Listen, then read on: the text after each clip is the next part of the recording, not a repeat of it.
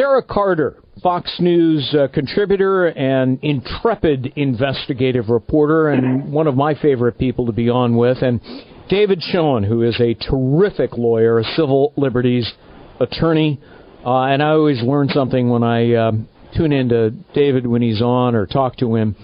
So thank you both for being with us. And let me ask you about the most recent news that came out today.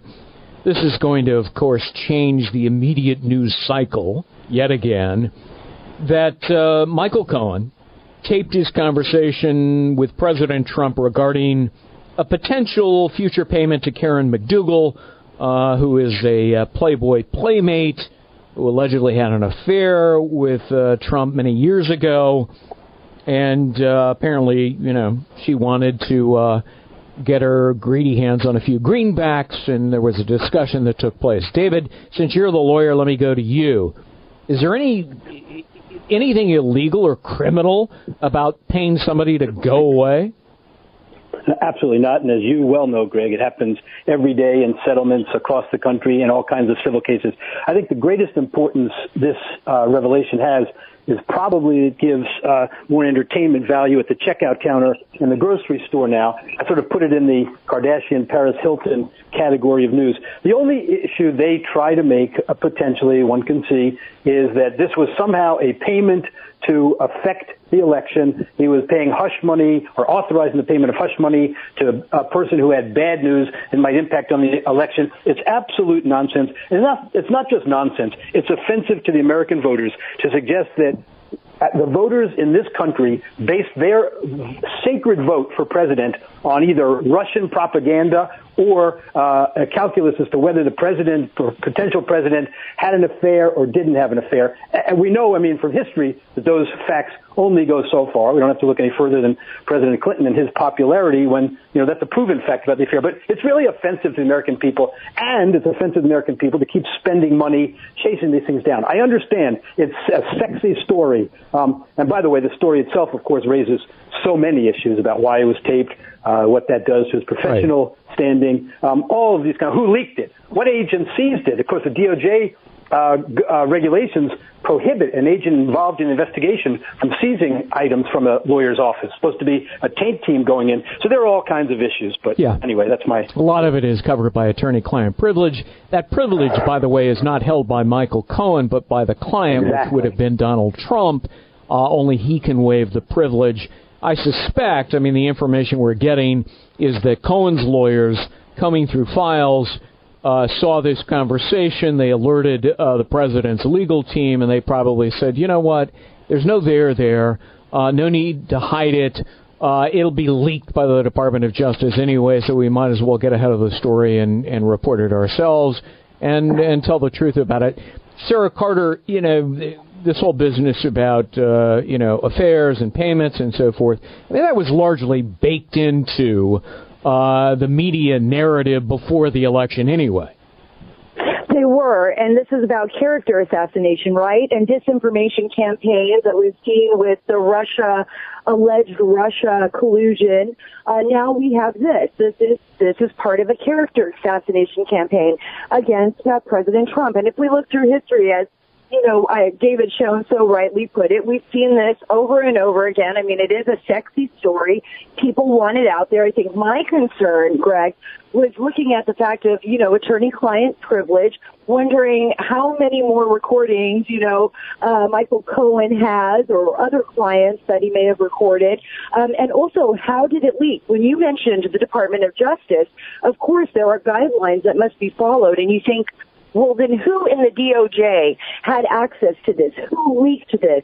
Were there copies made? Could this have been a separate copy of the Michael Cohen tape? Could it have come from somebody else? That would have been interesting as well. So there's a lot of questions here, a lot of questions that need to be answered, and likely, more than likely, this has nothing, there's nothing criminal here. There's no issues here of that nature. It certainly will drive home for the mainstream media this continuous push to go after President Trump. And, of course, people are going to look at it. It's important. I mean, it's a story. It's out there. And now it's going to be up to the White House and up to the administration to decide how they are going to handle this and how they're going to move forward with this, because it's certainly something that's going to take up a lot of airtime. You know, Greg, go ahead, David. Go ahead. I just want to jump in two things. And Sarah is absolutely right, and she's hit all the issues, as always. I think I sort of wish that Mr. Giuliani would stop commenting substantively about this tape or anything else. I'm sure he knows what he's doing, et cetera. I don't want there to be somebody claiming an issue of waiver, et cetera. He doesn't speak for the president. As you said, it's the president's privilege. That's number one. But number two, as you know, Greg and Sarah, in these tape cases, what can be the most vitally important evidence, if there is any issue at all, is what wasn't taped. What conversations went on that weren't taped? Because remember, Michael Cohen or whoever it is doing the taping controls what to tape and when to tape it and when to turn it off. So if the president, for example, said, I won't be a part of any kind of hush money thing, I don't want this to look like it's hush money, and that wasn't taped, that's obviously the key bit of evidence, and all people will hear what's on the tape. Let me turn to another story that's coming out here, Sarah. Judicial Watch today expects the Department of Justice to release some redacted documents about the infamous FISA warrant to spy on the Trump campaign and how it was hidden in footnotes that the unverified dossier was actually paid for by the Clinton campaign and the Democratic National Committee. What do you know? Well, this is what they've been waiting for. Without Judicial Watch, Greg, I think that a lot of us would be left blinded. I mean, they really have had the power to fight back the federal government in court. This is this Foreign Intelligence Surveillance Act, the warrant to spy on Carter Page. The fact that they did hide that in the footnote, it was not overtly obvious to the court, was something that was deeply concerning. In fact, they didn't lay out, they just said opposition. I mean, it was very small. It was in the footnote. It didn't lay out that it was Hillary Clinton. It didn't detail the campaign. So it is very important. It's vital. It's vital that those documents be released so that the public can see what was going on. Secondly, I think it's also vital and very important that the 19 pages of the last FISA warrant that was taken out on Carter Page, that would be the one that was signed by Rod Rosenstein, that those documents also be turned over to the public. Remember, there are 19 pages. Now, the House Intelligence Committee, some members there have actually viewed these documents. They believe that it's important for the public to view these documents. But what's happened is the Department of Justice has basically put a noose around their necks, not allowing them to release any of these documents. Right. The president would be the only person right now that could authorize that release. You know, we did get some of the FISA documents through the release by Congress, the House Intelligence Committee, and some memos from the Senate side.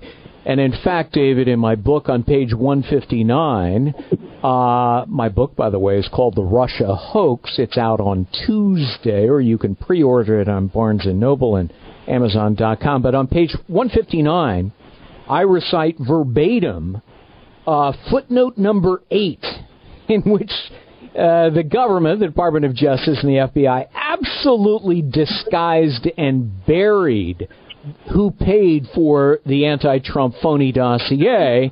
We now know it was Hillary Clinton's campaign and the Democrats. And so I recite that entire footnote on page 159.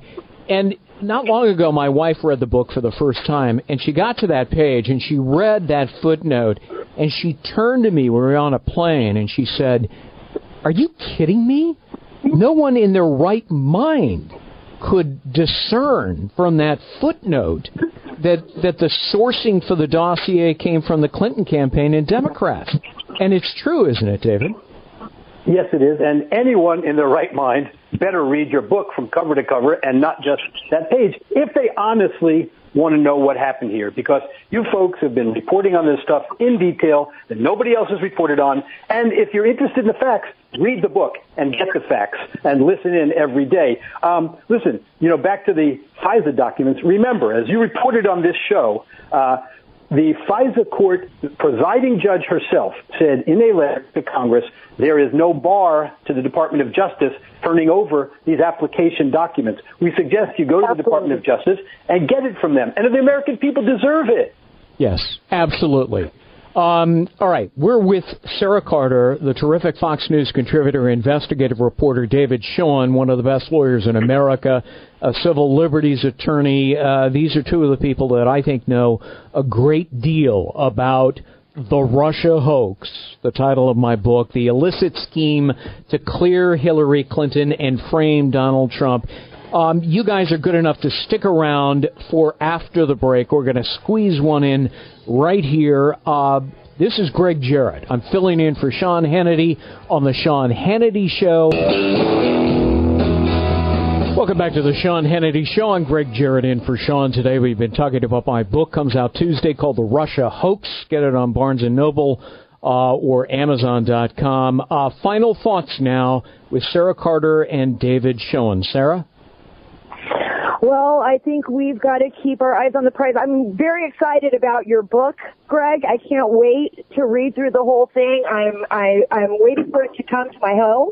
But as far as this investigation is concerned, I think the most important thing we need to be looking for is if and when Congress moves forward with this investigation, will those documents be exposed? Will we see what actually took place? And I think more importantly, will the president decide eventually to release those documents, to declassify some of the documents that Congress has been requesting so that the public can know the truth? All right. Sara, your book, by the way, arrives FedEx tomorrow morning. Be on the lookout. David, I've got to shoot one off to you, FedEx, but your final thoughts. Okay, I can't wait to get the book. Look, my final thoughts are, let's not let this Cohen salacious incident and Helsinki derail the focus from Strzok and Page and Mueller.